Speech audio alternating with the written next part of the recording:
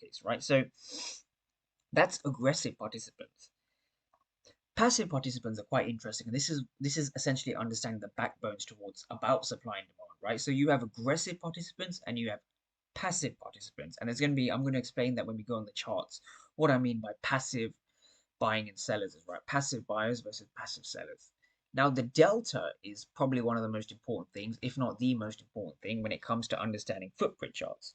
So you have a negative delta, which represents that more traders hit the bid than the ask, and vice versa. When you have a positive delta, that means that more traders hit the ask than the bid.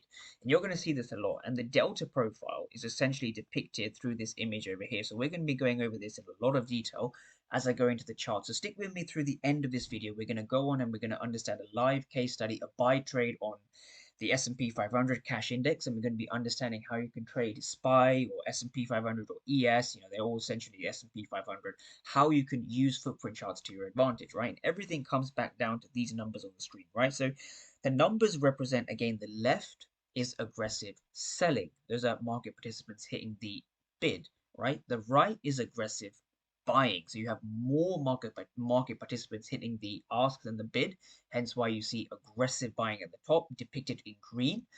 And at the bottom, you see it's more red. You see more red rectangles, which represents more traders, more market participants hitting the bid than the ask, right? So this is essentially a massive auction between only two types of participants, buyers and sellers. And there's two types of buyers, i.e. aggressive and passive. And there's two types of sellers, i.e. aggressive and passive. And we're going to understand what passive market participants